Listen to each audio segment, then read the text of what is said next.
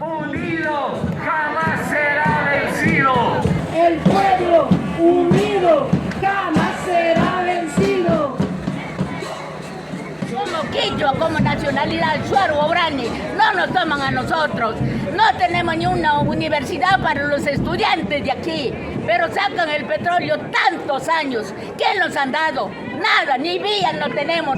Que salgan de aquí. Si no salen, le metemos lanza, vamos a meter lanza, no revólver, sino con lanza vamos a sacar. Ya es hora, ya es hora. Ya es hora, porque tanta minería sacan, es agua contaminado, pasan diésel, todo sucio, es agua tomamos nosotros.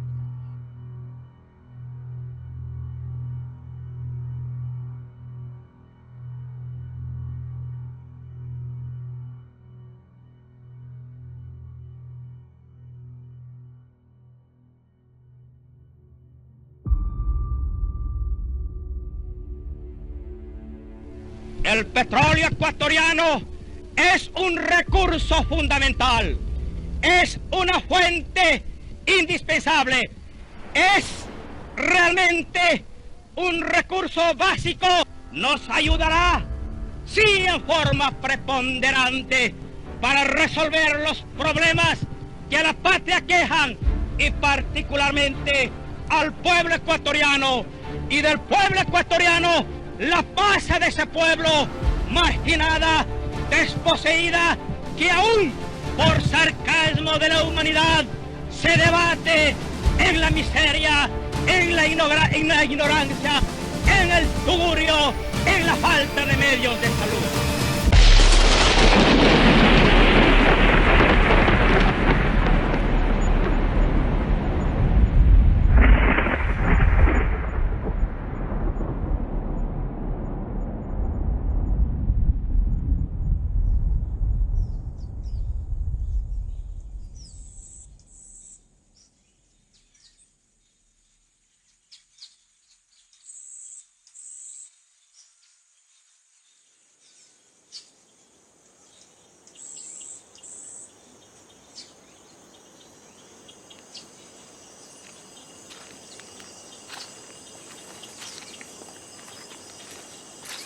Cuando entramos a un pueblo, a una tierra, tenemos que entrar desnudos, descalzarnos, porque la tierra que pisamos es una tierra sagrada. Los petroleros no entienden. Para un petrolero, extraer, eso es lo máximo. Y resulta que para un indígena es más valioso las chontas que ha plantado ahí, porque ahí están los espíritus de los ancestros. Y el petrolero viene y monta un pozo ahí, rompiendo toda esa armonía, toda esa espiritualidad, toda esa conexión de los pueblos indígenas con sus antepasados. Macondo era allora un villaggio di 20 case di argilla e di canna selvatica, costruito sulla riva di un fiume dalle acque diafane, che rovinavano per un letto di pietre levigate, bianche ed enormi, come uova preistoriche. Il mondo era così recente che molte cose erano prive di nome, e per citarle bisognava indicarle col dito.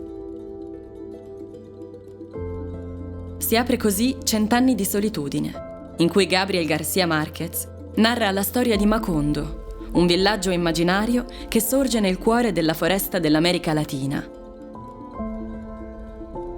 Questo luogo, sospeso tra realtà e fantasia, è l'allegoria della regione latinoamericana prima dell'arrivo dei coloni statunitensi e di come la loro presenza abbia cambiato la storia di questa regione.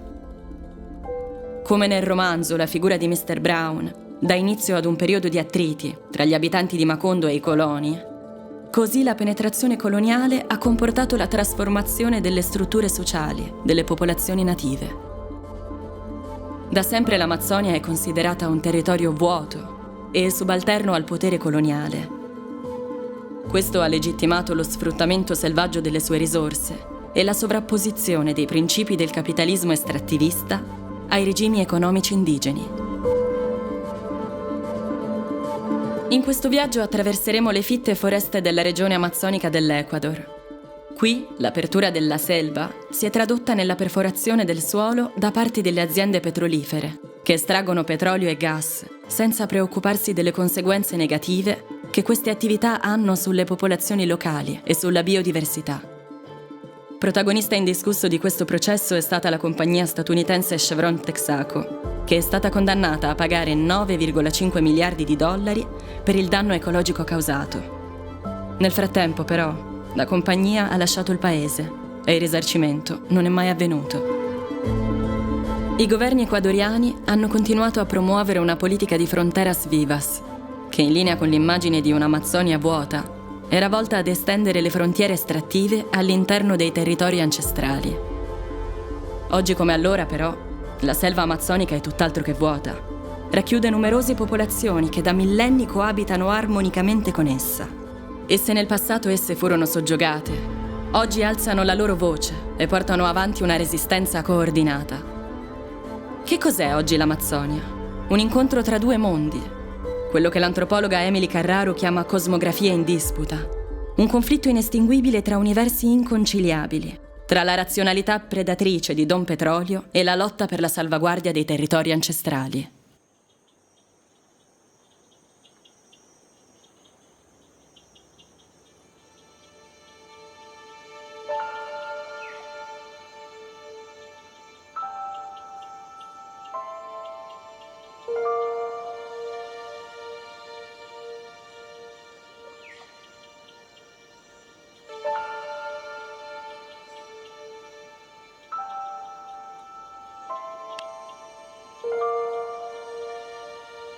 Este es el pozo que da inicio a toda la extracción petrolera acá.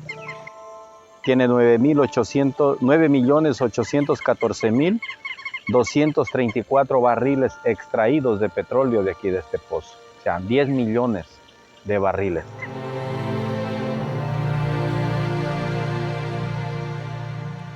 Toda la riqueza que sale de acá, todo se lo llevan, ¿sí?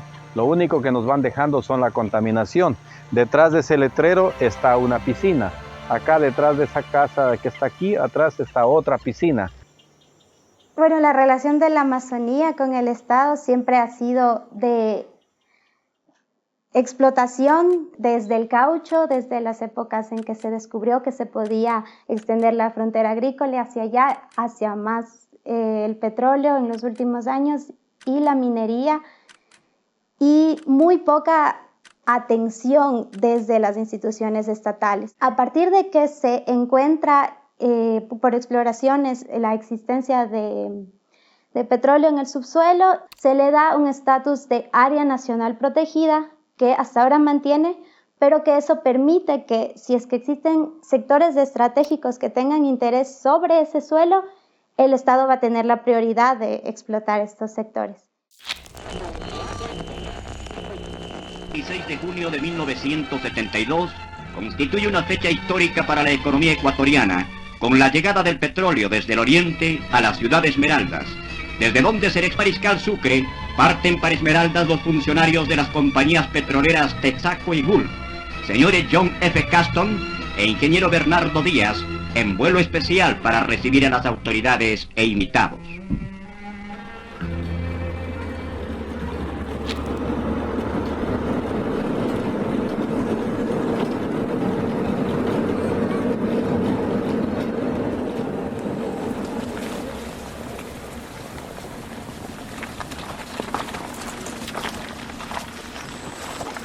Este es el pozo Aguarico 2 y aquí construyeron 3 piscinas para poder poner los desechos, ¿no? Una está aquí, una grande está en la parte de acá atrás y había una pequeña aquí, ¿sí? Todas estas 3 piscinas entraron dentro del proyecto del RAP, o sea, piscina de remediación ambiental del 95 al 98, ¿sí? Aquí lo que vamos a hacer ahora es ver la remediación que hizo Chevron aquí en la Amazonía ecuatoriana.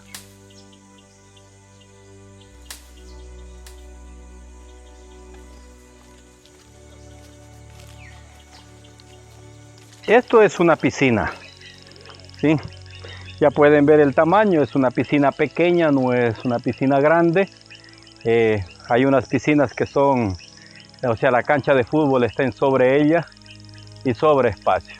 Todas estas piscinas tenían un tubo nosotros acá le llamábamos Cuello de Ganso, estaba ubicado en este lugar de aquí, de esta piscina, y en la parte de abajo está el río. O sea, todas las aguas que salían de aquí de la piscina van hacia el río. Cuando estas piscinas se llenaban, se saturaban de petróleo, lo que hacían era meterle fuego a estas piscinas, quemar ese petróleo aquí. Esa era una de las opciones que tenían. La otra era mandar el tanquero a que chupe este petróleo y lo riegue por las carreteras, ¿no? Todas las carreteras acá eran bañadas en petróleo. Por eso no hacía falta aquí vivir al lado de un pozo petrolero para estar oliendo a petróleo. Simple y llanamente vivir dentro del campo donde operaba Texaco y tú estabas oliendo petróleo. Porque esto de regar petróleo por la vía lo hacían cada 3 meses, cada 4 meses.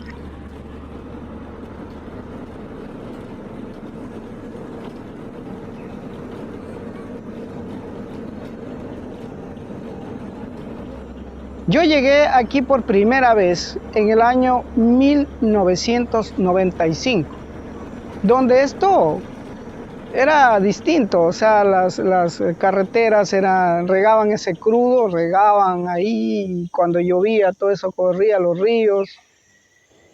Y yo preguntaba, porque para mí era nuevo, decían no, que eso era normal porque estaban poniendo el crudo para que no se levante polvo y la gente no respire polvo, pero no nos dábamos cuenta la otra parte, las consecuencias que podría traer esto en la salud humana.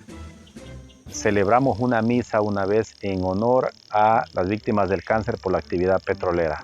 Cuando estábamos celebrando la misa ahí en ese cementerio, una señora estábamos hablando con ella y dice, sí, pero aquí atrás del cementerio hay una piscina. Y nosotros, ¿qué? Sí, hay una piscina ahí. Le digo, vamos para que me indique. Fuimos a ver y sí, el terreno estaba todo, no era plano, había montículos de tierra y todo ahí, desfigurado y todo, ¿no? Yo le digo a la señora, yo voy a venir pasado mañana con el equipo. O sea, esto es mi equipo, un auger, ¿sí? Para hacer un hueco en la tierra, sacar una muestra y ver.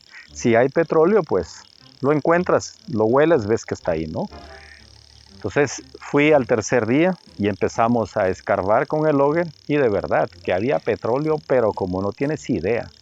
O sea, ahí al lado de los muertos, ni siquiera los muertos ahí pueden descansar en paz. Hoy en día acá en la Amazonía Norte del Ecuador, al menos semanal, si no se escucha de un derrame petrolero, es como raro, ¿no? Porque acá siempre hay derrames petroleros. ¿Dónde va todo eso? A los ríos. ¿Y quiénes los que más han decidido o han escogido vivir en las riberas de los ríos? Son justamente las nacionalidades. Los niños todas las tardes van al río a bañarse, beben esa agua, inconscientemente sabiendo de que quizás a 1 kilómetro, 2 kilómetros más arriba haya un derrame. Y eso es lo que nos está matando.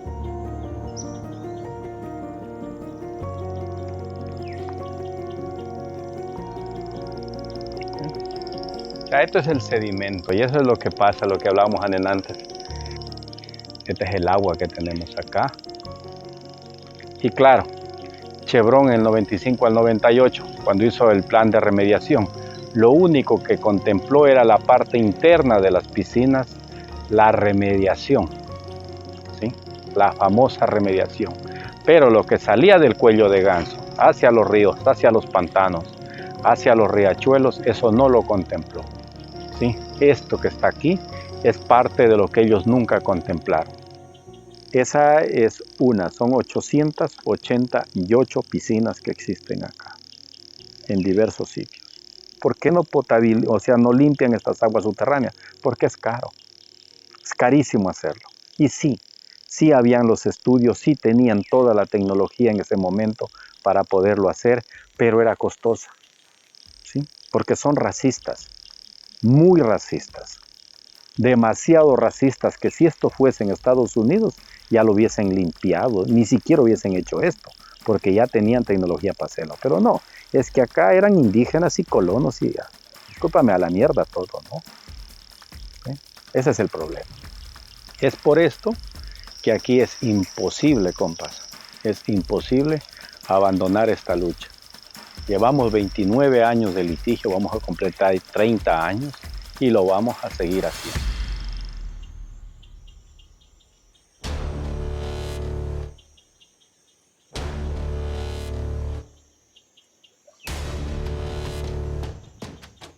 El petróleo sale con aguas de formación y sale con gas. Y el gas, en vez de aprovecharlo, lo queman. Y lo queman porque es lo más fácil, que no requiere inversión. Pero ese gas es el que está generando la contaminación del aire, del agua, de la tierra, y eso es lo que está provocando en muchas personas el cáncer. Y las personas que contraen el cáncer, en toda esta provincia no hay un centro de diagnóstico, no hay un centro de tratamiento, tienen que salir afuera. Y el proceso es tan largo que para cuando llegan al centro de Quito ya el cáncer está tan avanzado y muchos de ellos mueren. En varios estudios que se han realizado recientemente en colaboración entre organizaciones no gubernamentales y el Estado se puede visibilizar que 1 de cada 4 personas tienen cáncer y que seguirán naciendo en las próximas décadas personas que tengan esta misma condena a desarrollar cánceres.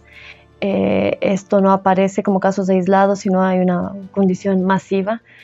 Yo suelo insistir en que tenemos nuestro propio Chernobyl en la Amazonía Norte, en Orellana y Sucumbíos, que décadas después, 5 décadas después del inicio de la extracción petrolera, van encarnando en sus cuerpos esta cancerigenización, esta metástasis del territorio amazónico que se expresa en la salud de las personas, pero también de sus ríos enfermos, de sus animales enfermos, de sus plantas contaminadas, de sus suelos, de sus ríos, de sus aguas contaminadas. Con 9 niñas se ha llevado durante estos años un juicio al Estado. La primera instancia se perdió, pero la segunda se ganó. En 18 meses la sentencia dice que se tienen que eliminar todos los mecheros. Se han pasado ya 14 meses y los mecheros siguen, van aumentando, entonces nos parece grave que no hay voluntad de cumplir la sentencia y no hay voluntad de respetar los derechos humanos. El Estado, que debe ser el garante de los derechos de las niñas, de las poblaciones, es el violador. Por eso venimos a exigir, como personas, nuestros derechos a vivir una vida como se debe de vivir, para nuestro futuro, ser y estar sanos con vida. Si yo les diera agua, una limonada, ¿ustedes querrían tomar la limonada que nosotros tomamos con esa agua contaminada? ¿Querrían tomar? ¡Hablen o que son mudos!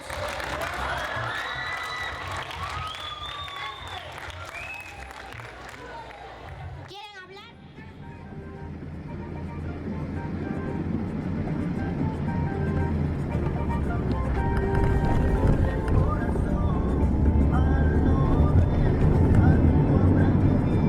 Mi nombre es Leonela Moncayo, soy de La Guario, Sucumbíos, y tengo 12 años de edad. Yo amo este lugar, en realidad es mi casa, yo he nacido aquí, me siento muy orgullosa de haber nacido en esta Amazonía muy linda. Hay mucha gente que desde afuera lo dice, wow, la Amazonía es bonita, es bella, tiene muchos colores, no tiene preocupación de nada. Pero sí hay problemas aquí, y no son muy pocos, son muy graves los problemas que hay aquí. Son 447 mecheros que teníamos registrados hasta el año anterior. Después, por parte del Estado, han crecido 14 más y en este tiempo que ha habido nuevos pozos tenemos más mecheros. El problema es que ese gas podía ser utilizado para mover los motores, para el gas doméstico, y se quema y luego se le compra a una empresa que hace la recolección del gas, se le compra por 800 millones el gas que consumimos, el gas doméstico. De aquí sale toda la riqueza y aquí no queda nada. Por eso los pueblos indígenas están indignados. Es sacar toda la riqueza que ha sido de ellos y ahora ¿qué les queda? La muerte, la contaminación, la enfermedad. Están tratando de decir, aquí no hay vida. Aquí no hay vida. Y como no hay vida aquí, pues utilicémoslo para todo, para hacer daño. Pero en verdad aquí existe vida. Aquí hay personas que viven, que tienen su familia. Aquí hay sociedad, aquí hay población. Y que no está tratando de ser vulnerada. Y está diciendo, alto, hasta aquí. No soportamos más. Porque es insoportable esto. Los olores, esa llama que también incinera muchos insectos de diferentes especies. No solamente insectos, sino que también hasta serpientes se encuentran debajo de esos mecheros, pájaros. ¿Y por qué? Porque son atraídos a la luz del mechero, por la noche son atraídos.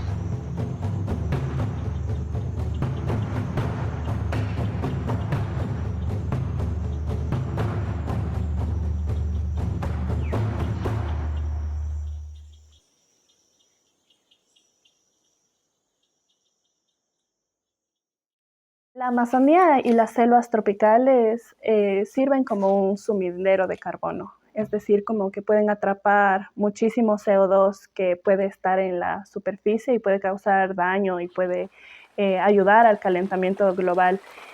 Por eso son tan importantes los bosques, ¿no? Pero cuando dejan de funcionar correctamente o hay un desequilibrio, como es la deforestación o la extracción de recursos naturales, en vez de convertirse en un sumidero de carbono, hace que todos estos gases de efecto invernadero salgan a la superficie y dañen la capa de ozono. Tenemos que observar que cuando llueve las lluvias ácidas, los techos están negros y eso es lo que contamina.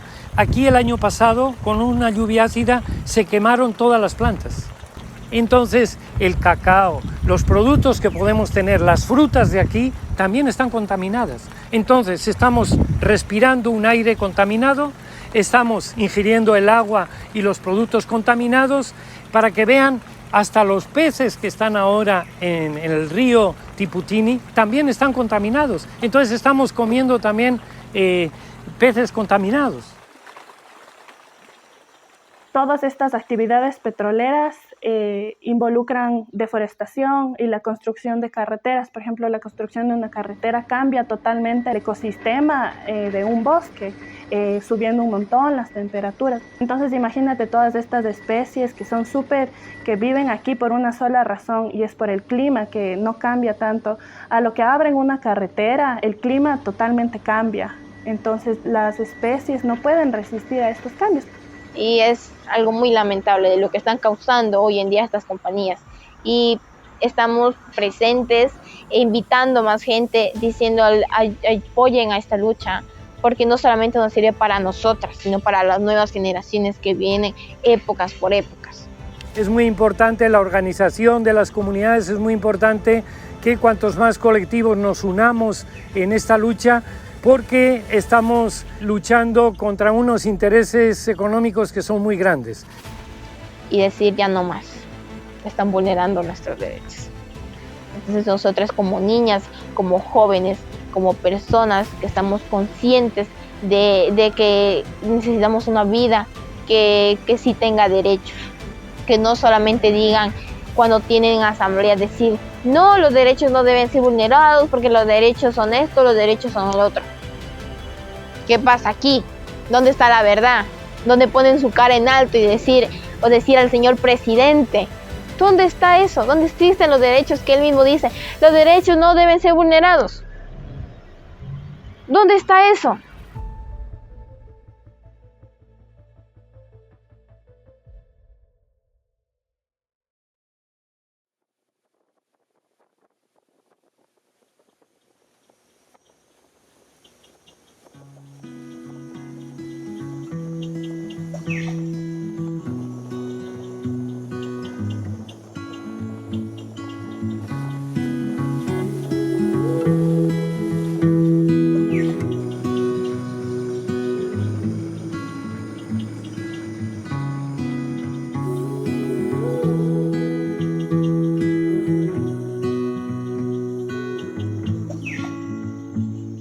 Shuar era así. La mujer Shuar se iba a una comunidad, a una invitación a otra comunidad Shuar o indígena de aquí de nuestra zona. Se iba y veía una planta o una semilla que no tenía, pedía y decía yo no tengo esta planta, ¿me regalas? Y hacíamos intercambios de semillas. Entonces ahí la mujer Shuar es conservadora, o sea, trata de conservar algo que no tiene, lo consigue. Por eso esta asociación es basada en eso, en restaurar y fortalecernos como mujer.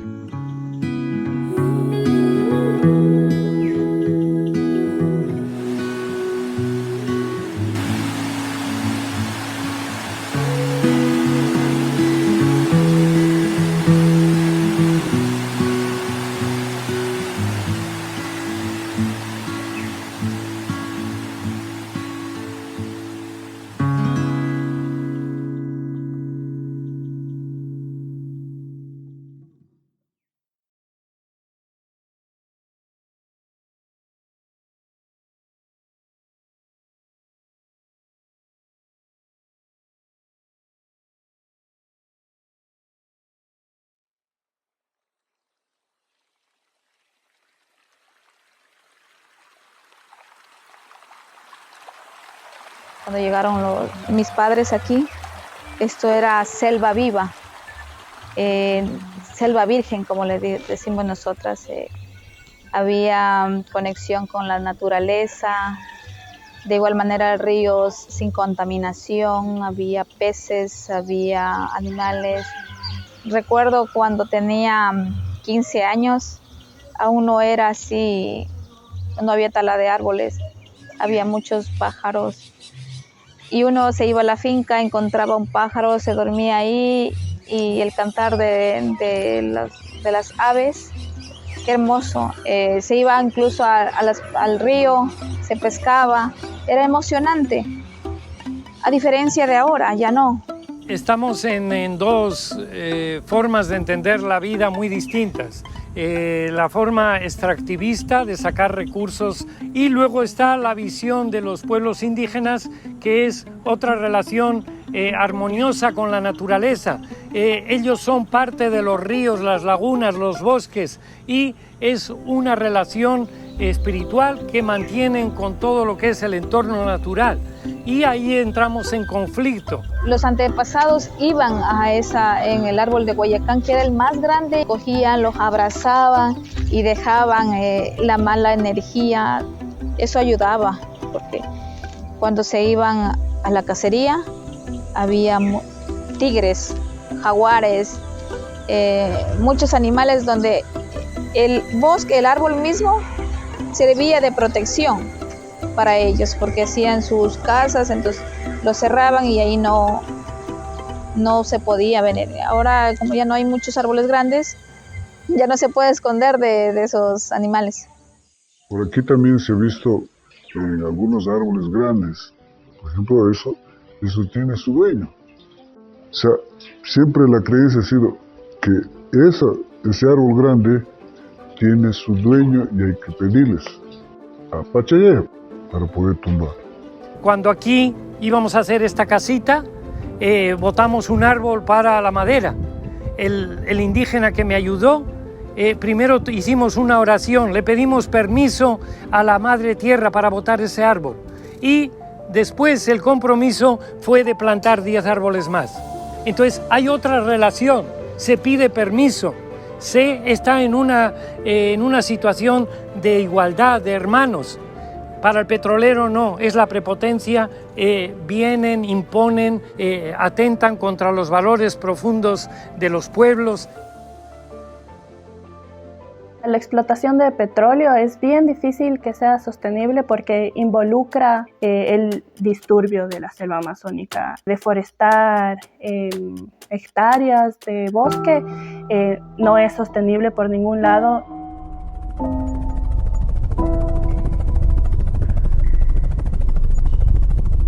Lo preocupante es que desde un inicio de las petroleras se manipuló mucho a la gente, a las comunidades, que desconocían de nuestro idioma, no entendían mucho y a veces solamente a base de señas les regalaba una cola, una funda de pan y para ellos era algo valioso porque nunca habían experimentado eso. Después les comenzaron a llevar ollas, machetes, cosas así y la gente permitía trabajar con pequeños regalos. Y por eso, desde ahí, de ese momento hasta el día de hoy, es que se vive trabajando de esa forma. El arribo de este primer barril de petróleo es posible gracias a la anticipada terminación de un proyecto gigantesco en el que se han utilizado las más modernas técnicas de ingeniería y el concurso humano de alrededor de 4.000 trabajadores ecuatorianos.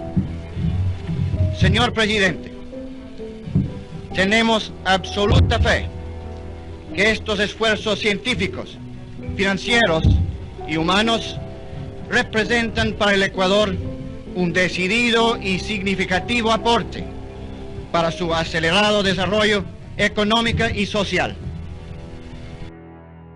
Hay una propuesta del Horacio Machado que habla como de las fases de la respuesta social y política de las comunidades cuando empiezan proyectos extractivos. Y habla de una primera fase que es el enamoramiento. en donde la empresa viene y te lanza el discurso hermoso y tú le crees y estás feliz porque te va a sacar de la pobreza y viene con la promesa del desarrollo y del empleo. El concepto occidental es: tenemos que sacarles de la pobreza, tenemos que desarrollarles. Pero para los indígenas eso no es desarrollo, porque es matar los ríos, los bosques, las lagunas, es matar la tierra, y eso para ellos es muerte, exterminio. Ganáramos mucho si empezáramos a invertir este razonamiento. Si en lugar de suponer que el crecimiento económico es la forma para obtener el bienestar, empezamos a pensar directamente qué es lo que necesitamos para obtener el bienestar. Y es probable que sea mucho más fácil acceder a este bienestar que implique la utilización de menos recursos, que implique la utilización de menos trabajo, que implique más bien una redistribución y que no esté atravesada precisamente por este crecimiento infinito que empieza a convertirse en un grave problema para nosotros como humanidad, porque somos un planeta finito con recursos limitados. Nosotros teníamos una deuda en ese entonces de 200 millones de dólares, era la deuda externa del Ecuador, ¿sí? En 1967, cuando fluye el petróleo aquí. A 1975, 8 años después, debíamos 5.500 millones de dólares. ¿Sí? No sé de dónde sacaron el concepto que el petróleo traía riqueza.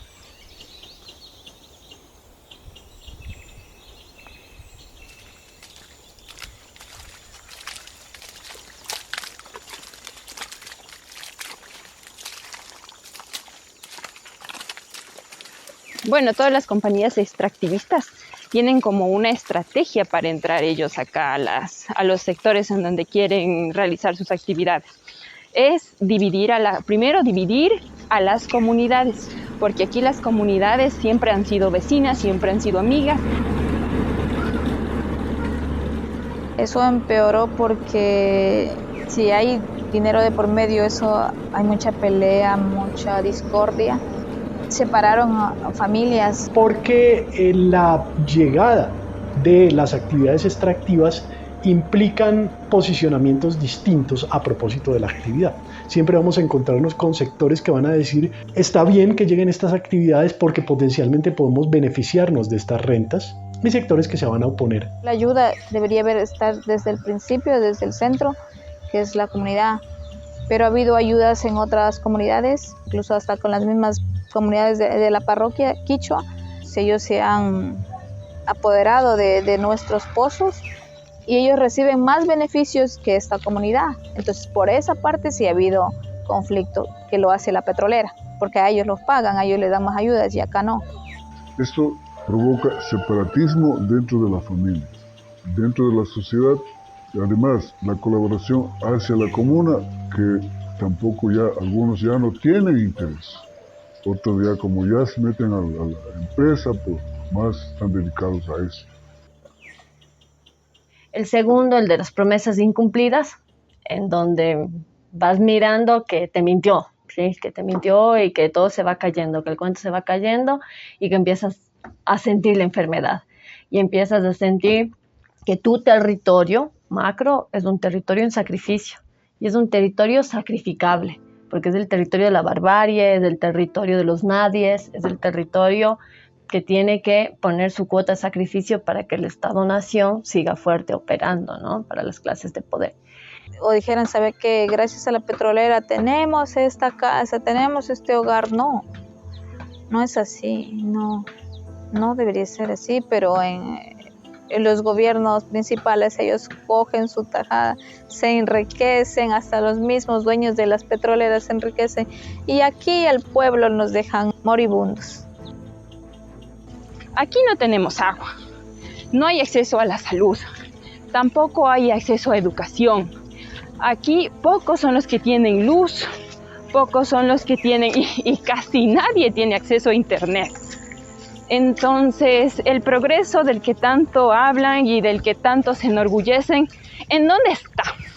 Porque aquí no ha venido a parar nada. Aquí, como ustedes pueden ver, no hay desarrollo. Es más, como una vez me dijo mi tía, antes éramos pobres, pero teníamos ríos. Ahora no tenemos ni ríos y somos más pobres todavía. Antes de que venga la empresa ellos no necesitaban dinero, no necesitaban plata, porque tenían el pescado, tenían la carne, tenían la farmacia, pero una vez que llega la empresa, les contamina el agua, les contamina el río, mata a los peces, destruye la selva. ¿Qué es lo que tienen que hacer hoy en día? Hoy en día ellos para comer pescado tienen que comprar enlatados y para eso necesitan plata. Tienen que volverse empleados de la empresa, ¿sí? Tienen que volverse trabajadores de la empresa para poder obtener recursos, poder obtener plata para poderse seguir alimentando. Los volvieron esclavos después de que eran libres. Y luego está la fase resistencia, ¿sí? Y en la fase resistencia empiezas a mirar que el primer territorio de resistencia es tu territorio cuerpo, ¿sí? Y es el territorio en donde se está encarnando también la lógica de sacrificialidad, porque es el territorio que está perdiendo la salud, que está perdiendo la vida, pero que es lo único que tienes como territorio ya de disputa, porque el otro territorio fue despojado, fue apropiado, fue ya incluso contaminado.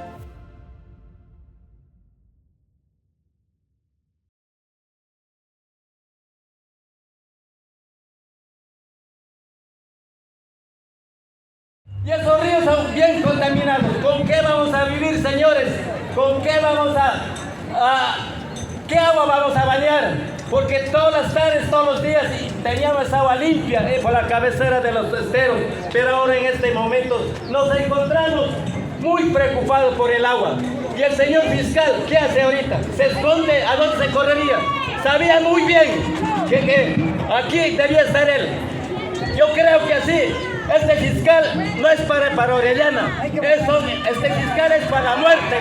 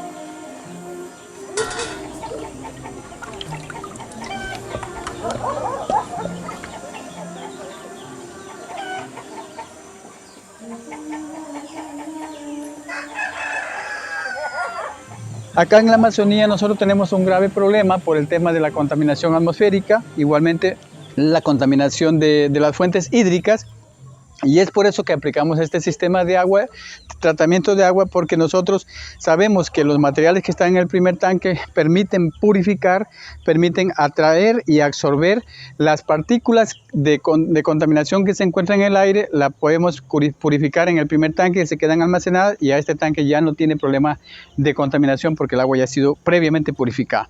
Entonces ese es el sistema de planta de tratamiento que se está construyendo. En el año 2022 se construyeron alrededor de 150 sistemas de agua en la provincia de Sucumbíos Orellana y queremos en este año 2023 también construir un sistema, un número parecido de sistemas. Entonces ese es el agua totalmente pura. En muchos lugares lo que hacen las comunidades es buscar la manera de organizarse colectivamente para desarrollar proyectos que son más o menos sostenibles y que son compatibles con lo que consideran una vida social justa. Entonces, desde digamos, grupos de personas de comunidades que se organizan para desarrollar un pequeño emprendimiento que sea relativamente sostenible, que tenga que ver, por ejemplo, con el ecoturismo, con la agroecología, con cualquiera de estas actividades, que pueden encontrar una satisfacción en su trabajo, no solamente por el trabajo en sí mismo, sino porque es una actividad comunitaria, porque la están haciendo porque consideran que es bueno para ellos, para ellas, para sus familias, para el entorno, porque cuida el entorno.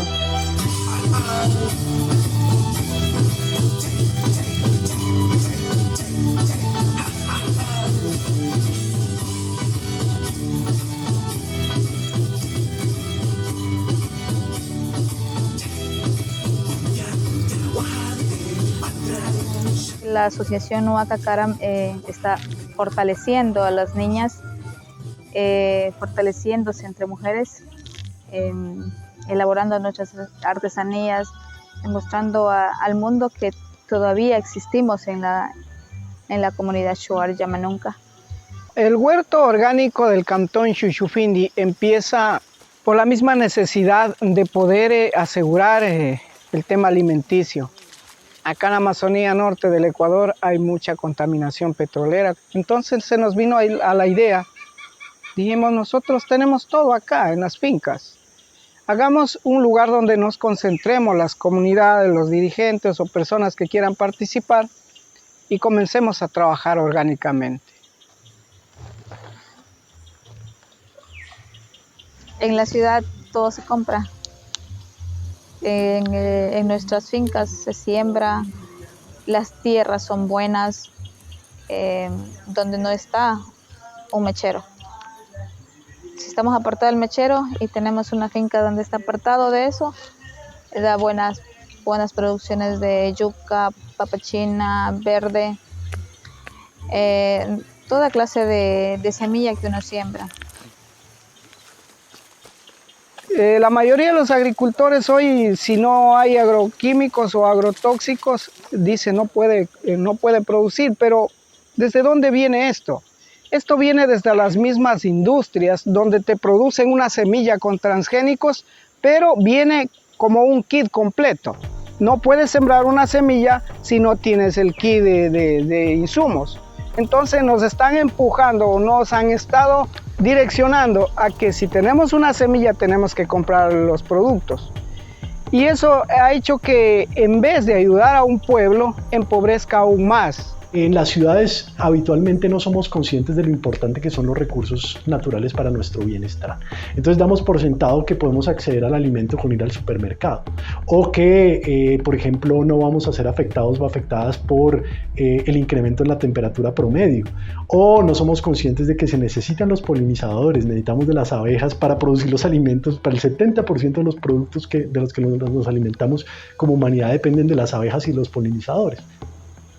Se puede producir uno de los mejores cacaos del mundo gracias a las abejas, que muchas de las veces aplicamos pesticidas, insecticidas, sin darnos cuenta que al fumigar una flor con agroquímicos, estamos no solamente matando a la hormiga, no solamente matando al chinchorro, un insecto que ataca al cacao, sino estamos matando toda especie que se acerque a este tipo de flores. Entonces, cuando tratemos de controlar plagas, hagámoslo de una forma natural, que también se puede producir orgánicamente los insecticidas.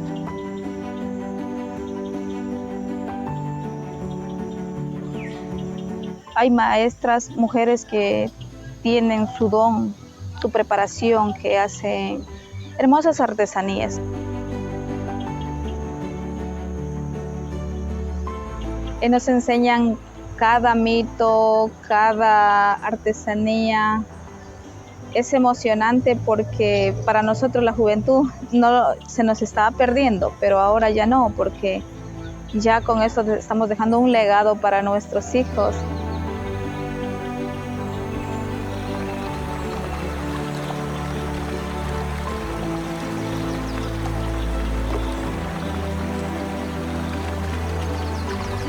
Estamos hablando de la soberanía alimentaria y es esto, recuperar conocimientos de nuestros abuelos, de nuestros ancestros. Vivimos en una región donde hay bastantes nacionalidades que ellos conocen, pero que también se está perdiendo, entonces estamos recuperando esos conocimientos y aplicándolos con hechos. Tenemos algo importante que hicimos, la restauración del bosque, entonces a futuro yo creo que esto va a ser la capital del cedro porque tenemos bastante cedro sembrado. Eso es importante. En unos 20 años quizás cuando ya no esté o ya esté con mis años ya de más, vendrán más animalitos. Entonces es muy importante volver los ojos hacia atrás y volver en nuestros jóvenes, en nuestros niños, a volver a esas prácticas de cómo sembrar, de cómo vivir sanamente sin depender mucho de los agrotóxicos, ni tampoco requerir semillas que no son nuestras, son introducidas. Lo que queremos es nuestras propias semillas se vayan retomando, se vayan recuperando y no se pierdan. Entonces estamos ahí resistiendo a no seguir talando árboles, a defender nuestro territorio, a no perder nuestras culturas, nuestras lenguas que ya gracias a la colonización se ha perdido, y que no nos dejen calladas, que no nos dejen que porque somos mujeres, que porque somos nacional no vamos a quedar calladas. No, hay que resistir y seguir peleando por cuidar nuestro medio ambiente, nuestro bosque, para seguir conviviendo con la naturaleza, nuestros animales, nuestros peces, todo lo que nos da vida aquí. No, ya dejé andar.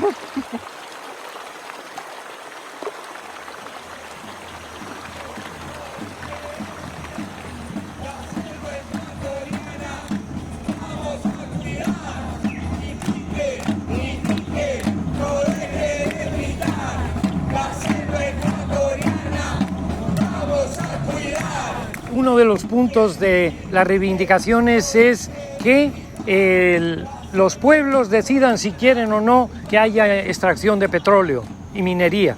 Pero no se pide eso, que haya una consulta libre, previa, informada. Y eso no lo hay.